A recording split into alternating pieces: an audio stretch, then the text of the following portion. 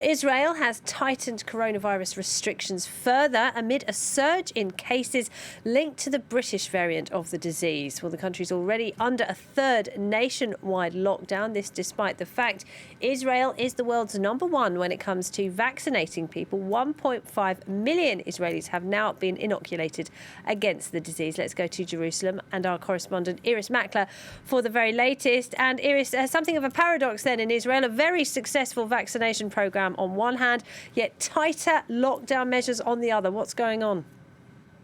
It's a race, it seems, between the British variant and the old one that was here, and the vaccination campaign. How many people can Israel vaccinate before the British variant takes over?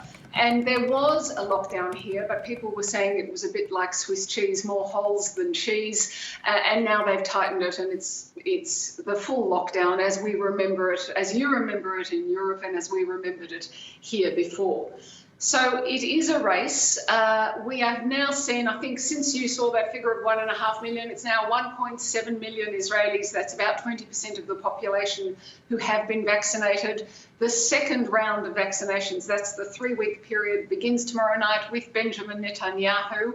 And people are lining up for that extra vaccine. There isn't enough left in Israel. They've done a special deal with Pfizer, the Prime Minister announced last night. And what that means is that Israel will be getting millions of doses, enough to do the entire population starting next week. So they've persuaded Pfizer that they are the pilot. This country will be the pilot for a rapid vaccination program.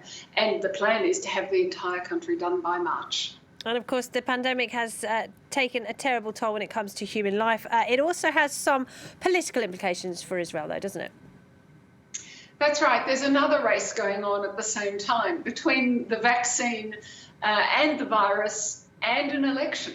So there's an election in mid-March. I don't think it's a coincidence that the aim is to vaccinate everyone by the end of March. So they are racing against that political deadline.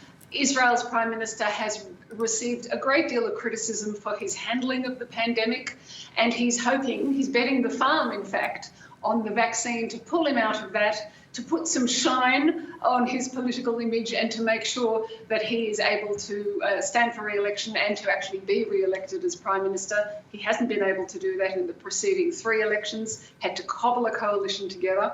One more interesting political fact, his corruption trial was meant to begin this week, and that's been postponed due to the COVID pandemic. The judges made that decision independently, but there has been criticism of that too. Irris, thank you very much indeed. Irris Makler there in Jerusalem.